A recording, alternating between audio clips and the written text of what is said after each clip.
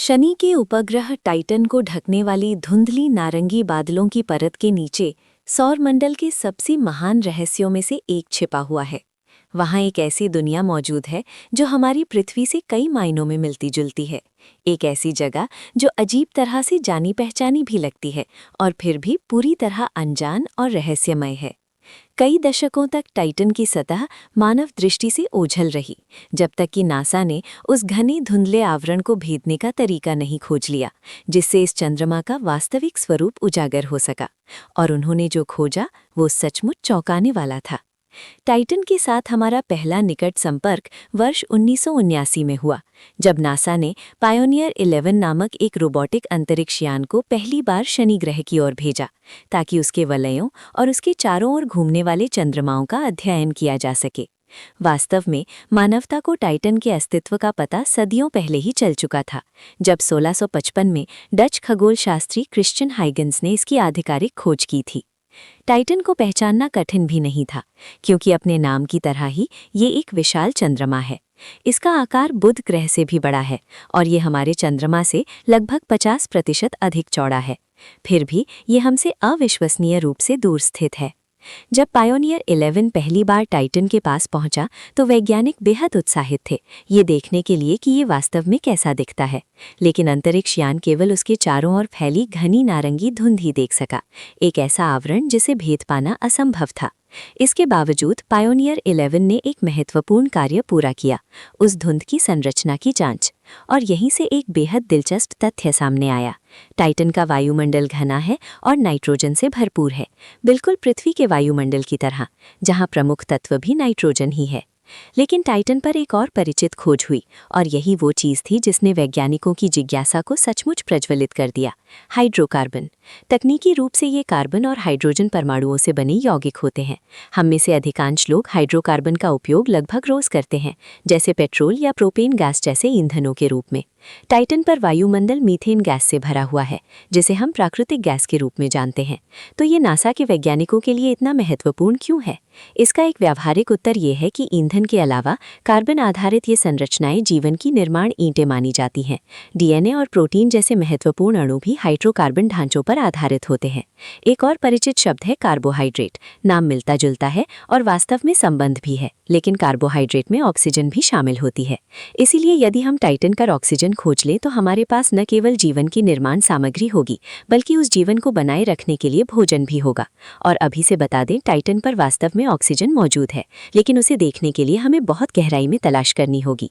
Titan के पास से गुजरते हुए अंतरिक्ष यान ने हमें उसकी गुरुत्वाकर्षण का अनुमान लगाने में भी मदद की, और ये थोड़ा अजीब निकला।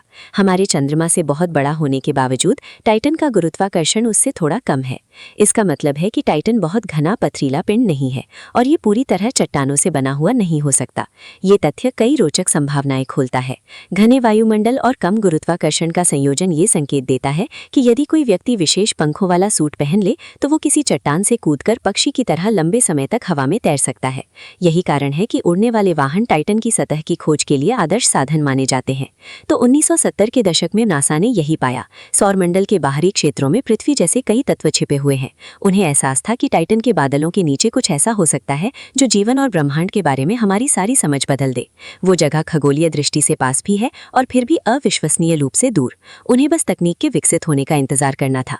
और 25 साल बाद वर्ष 2004 में कैसिनी अंतरिक्ष यान आखिरकार शनि तक पहुंचा, ताकि पायोनियर 11 द्वारा शुरू की गई खोज को आगे बढ़ा सके। ये नासा, यूरोपीय अंतरिक्ष एजेंसी और इतालवी अंतरिक्ष एजेंसी के बीच एक संयुक्त परियोजना थी। कैसिनी अंतरिक्ष यान को ऐसे रडार और इंफ्रारेड स्कैनरों से सुसज्जित किया गया था जो शनि और टाइटन दोनों के घने वायुमंडल को भेदकर अंदर तक देख सकते थे। अपने 13 वर्षों के मिशन के दौरान इस अंतरिक्ष यान ने टाइटन के पास से 127 बार उड़ान भरी, हर बार अपने उपकरणों की सहायता से धुंध की मोटी परत को चीरते हुए सतह तक जांच की, और जो कुछ उसने खोजा वो सचमुच विस्मित कर देने वाला था। टाइटन सौरमंडल का एकमात्र चंद्रमा है जिसके पास घना वायुमंडल है, और ये वायुमंडल पृथ्वी की तुलना में लगभग 4 गुना अधिक सघन है। ये स्थिति एक प्रकार का उल्टा ग्रीनहाउस प्रभाव उत्पन्न करती है, जो सूर्य से आने वाली अल्प मात्रा की ऊष्मा को भी इस दूरस्थ दुनिया तक पहुंचने से रोक देती है। जैसे जैसे हम सतह के करीब जाते हैं, वायुमंडल में मौजूद मीथेन गैस ठंडी होती जाती है, जब तक कि वो तरल में परिवर्तित होकर वर्षा की बूंदों के रूप में नीचे गिरने लगती है, एक ऐसी सतह पर जो ग्रेनाइट की तरह कठोर जमी हुई बर्फ से बनी है। टाइटन की सतह का औसत तापमान -179 डिग्री सेल्सियस है, जबकि मीथेन का हिमांक -182 डिग्री सेल्सियस है। इसलिए यहाँ एक पूर्ण जल चक्र जैसा तंत्र मौजूद है, जिसमें वाष्पीकरण और संघनन की प्रक्रिया होती है। बस अंतर इतना है कि यहाँ पानी की जगह रॉकेट ईंधन जैसा मीथेन काम कर रहा है। परिणाम स्वरूप टाइटन की सतह पर नदियां बहती हैं, झीलें और समुद्र फैले हुए हैं, जिससे ये पृथ्वी के अलावा एकमात्र ज्ञान दुनिया बन जाती है जहां सतह पर स्थायी तरल मौजूद है। कैसीनी के निर्माताओं ने दूरदर्शिता दिखाई थी। उन्हें पता था कि टाइटन कुछ असाधारण उजागर करेगा, इसलिए यूरोपीय अंतरिक्ष एजेंसी ने इसके साथ एक अतिरिक्त यान भी शामिल किया, हुइगन्स लैंडर, जिसका नाम उसी डच खगोलशास्त्री के नाम पर रखा गया जिसने इस चंद्रमा की खोज की थी। इसे पैराशूट की सहायता से सतह पर उतरने और अवतरण के दौरान टाइटन की तस्वीरें लेने के लिए बनाया गया था। जनवरी 2005 में हुइगन्स ने अपना अवतरण शुरू किया। कैसीनी से प्राप्त चित्रों के आधार पर अनुमान लगाया गया कि इसका लैंडिंग स्थल एक छोटी झील के किनारे के पास हो सकता है। इस यान को इस प्रकार डिजाइन किया गया कि ये पहाड़ों, मैदानों और यहाँ तक कि तरल महासागर जैसी विभिन्न सतहों पर भी सुरक्षित उतर सके। इसके पास कुल 3 घंटे तक सक्रिय रहने की ऊर्जा थी, जिनमें से 2.5 घंटे धीरे धीरे पैराशूट के सहारे नीचे उतरने में लगे। और जब हुइगन्स अंततः टाइटन के बादलों को पार कर गया, तो उसने जो दृश्य देखा वो अद्भुत था। सबसे पहले हमें उजने पहाड़ों के बीच स्थित एक अंधेरी घाटी दिखाई दी। जैसे जैसे यान सतह के करीब आया, फ्रेम के मध्य में स्पष्ट रूप से चैनलों और धाराओं का एक जाल दिखाई देने लगा, जो पहाड़ी ढलानों को काटकर बने थे। इनमें से कुछ सैकड़ों मीटर चौड़े और कई किलोमीटर लंबे थे, जिन्हें मीथेन की वर्षा से बने प्रवाह ने घाटियों में तराशा था। हुइगन्स उसी अंधेरे क्षेत्र के बीच उतर रहा था, और जैसे ही वो सतह के पास पहुंचा, ये स्पष्ट होने लगा कि वहां कोई तरल मौजूद नहीं था। दरअसल वो एक सूखी नदी की तलहटी पर उतर रहा था। जब हुइगन्स ने सतह को छुआ, तो उसने लगभग 12 सेंटीमीटर गहरा निशान बनाया, फिर उछला, लगभग 30 से 40 सेंटीमीटर तक फिसला, कुछ बार डगमगाया और अंततः स्थिर हो गया। जब कैमरे ने सतह के आसपास का दृश्य रिकॉर्ड करना शुरू किया, तो सबसे प्रभावशाली बात इस दुनिया की अजनबियत नहीं थी, बल्कि उसका अजीब तरह से परिचित लगना था। यदि नारंगी रंग हटा दिया जाए तो ये दृश्य पृथ्वी पर किसी भी नदी के तल जैसा प्रतीत होता। हमें बड़े, गोल, चिकने पत्थर दिखाई देते हैं, जिन्हें बहते तरल ने घिसकर आकार दिया है, और वे छोटे कंकड़ों से घिरे हैं जो रेत जैसी सतह पर फैले हैं। फर्क सिर्फ इतना है कि ये वास्तव में पत्थर नहीं, बल्कि पानी की बर्फ के ठोस टुकड़े हैं जो चट्टान की तरह कठोर हो चुके हैं। पहाड़ भी बर्फ से बने हैं। याद रखिए, पानी का अर्थ है ऑक्सीजन, H2O, लेकिन जब वो चट्टान जैसी सख्त बर्फ बन जाए तो वो जीवन के लिए अनुपयोगी हो जाता है। लैंडर के आसपास की सतह, जो कीचड़ जैसी दिखती है, वास्तव में एक विचित्र हाइड्रोकार्बन पदार्थ मानी जाती है, जिसे वैज्ञानिक बर्फ जैसी सामग्री बताते हैं, ऊपर पतली कुरकुरी परत और नीचे मुलायम बनावट के साथ। जब कैमरा दूर के परिदृश्य की ओर घूमता है, तो हवा में हल्की हल्की लहरें दिखाई देने लगती हैं। ये लैंडर के लैंपों की गर्मी से उत्पन्न वाष्पीकरण का प्रभाव है। एक क्षण ऐसा भी आता है जब मीथेन की एक छोटी सी बूंद लेंस के सामने से गिरती हुई दिखाई देती है। जब कैमरा ऊपर आकाश की ओर उठता है, तो हमें वहां सूर्य दिखाई देता है, पृथ्वी से दिखाई देने वाले आकार का मात्र 10वां हिस्सा। हालांकि टाइटन पर दोपहर का समय था, फिर भी रोशनी वैसी ही थी जैसी पृथ्वी पर सूर्यास्त के समय होती है, धुंधली, मध्यम और सांध्य जैसी। ह्यूजेंस ने जो खोजा वो वाकई अद्भुत था, लेकिन वो टाइटन के सबसे आकर्षक रहस्य, तरल मीथेन को उजागर नहीं कर सका। ऐसा लगता है कि वो सही जगह उतरा था, संभवतः किसी सूखी नदी की तलहटी में, लेकिन गलत समय पर पहुंचा। तो आखिर वो तरल कहाँ गया? ह्यूजेंस की सबसे दिलचस्प खोजों में से एक टाइटन के मीथेन चक्र से जुड़ी थी। हम सब पृथ्वी के जल चक्र को जानते हैं, है ना? पानी सतह से वाष्पित होकर ऊपर उठता है, बादलों में संघनित होता है, और जब भाप की मात्रा ज्यादा हो जाती है तो बारिश के रूप में गिरता है। पृथ्वी पर यह चक्र काफी सक्रिय है, क्योंकि सूर्य से मिलने वाली ऊर्जा वाष्पीकरण को तेज बनाती है।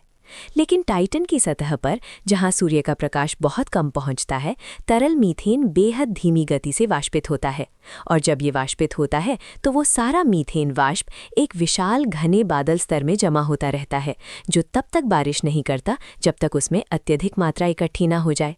इसका परिणाम है सैकड़ों वर्षों तक चलने वाला सूखा, जिसके बाद अचानक मूसलाधार मीथेन वर्षा और पूरे चंद्रमा पर बाढ़ जैसी स्थितियां।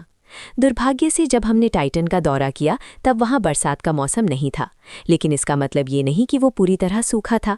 कैसीनी ने अपने 13 वर्ष लंबे मिशन के दौरान टाइटन का लगातार अध्ययन किया। उसने पाया कि शुष्क मौसम में तरल मीथेन मुख्य रूप से उत्तरी ध्रुवीय क्षेत्रों तक सीमित रहता है। अंतरिक्षयान ने सूर्य के प्रकाश की झिलमिलाती परछाइयों से झीलों की पहचान करना सीखा। टाइटन पर खोजा गया पहला बड़ा तरल क्षेत्र ओंटारियो लैकस था। इसका नाम उत्तरी अमेरिका की ओंटारियो झील पर रखा गया क्योंकि दोनों का आकार लगभग एक जैसा है, बस टाइटन वाली झील लगभग 20% छोटी है। फिर भी इसका क्षेत्रफल लगभग 15,000 वर्ग किलोमीटर है। आकार में बड़ी होने के बावजूद ये काफ़ी उथली है, जिसकी औसत गहराई केवल 40 सेंटीमीटर से 3 मीटर तक है। आश्चर्य की बात यह है कि ये झील बेहद शांत है। यहाँ की लहरें केवल 3 मिलीमीटर ऊंची होती हैं। नग्न आँखों से इसकी सतह कांच की तरह सपाट और स्थिर दिखाई देती है। ये अभी भी रहस्य है क्योंकि टाइटन पर घना वायुमंडल और कम गुरुत्वाकर्षण होने के कारण लहरें पृथ्वी से बड़ी होनी चाहिए थीं। टाइटन के उत्तरी ध्रुव पर तो एक छोटा सा समुद्र भी है, क्रैकन मारे। इसका क्षेत्रफल लगभग 4 लाख वर्ग किलोमीटर है, जो पृथ्वी के काला सागर से थोड़ा ही छोटा है। ये इतना विशाल है कि शनि के गुरुत्वाकर्षण के कारण इसमें ज्वार भाटा भी आता है, जिससे तरल मीथेन का स्तर लगभग 1 मीटर ऊपर नीचे होता रहता है। फिर भी अपने आकार की तुलना में ये समुद्र भी अपेक्षाकृत उथला है, जिसकी औसत गहराई लगभग 300 मीटर है, जबकि काला सागर 2000 मीटर से अधिक गहरा है। लेकिन टाइटन पर सक्रिय प्रक्रियाएं केवल झीलों और समुद्रों तक सीमित नहीं हैं। वहाँ ज्वालामुखी भी हैं, हालांकि ये पृथ्वी जैसे नहीं। टाइटन की सतह चट्टान की नहीं बल्कि बर्फ की बनी है, जो पत्थर जैसी कठोर दिखती है। इसलिए यहाँ के ज्वालामुखी पिघला हुआ लावा नहीं बल्कि कीचड़ जैसे तरल बर्फीले मिश्रण उगलते हैं। अब सवाल उठता है, इतनी ठंड में पानी तरल जैसे रह सकता है? इसका जवाब है अमोनिया। ये बर्फीले मैग्मा में मिलकर प्राकृतिक एंटीफ्रीज की तरह काम करता है। अमोनिया आपको एक तेज गंध वाले सफाई उत्पाद के रूप में याद हो सकता है, लेकिन ये सौरमंडल के निर्माण के दौरान बेहद प्रचुर मात्रा में मौजूद था। नाइट्रोजन और हाइड्रोजन ब्रह्मांड के 2 सबसे आम तत्व मिलकर अमोनिया बनाते हैं, और यही पदार्थ ग्रहों और उपग्रहों की संरचना में शामिल होकर उनके वातावरण को आकार देता है। टाइटन की सतह पर मौजूद अमोनिया वाष्पित होकर उसके घने नाइट्रोजन समृद्ध वायुमंडल में योगदान देता है, जबकि सतह के नीचे मौजूद अमोनिया पानी की बर्फ के साथ मिलकर उसे पिघलने और विभिन्न तरल रूप लेने में मदद करता है।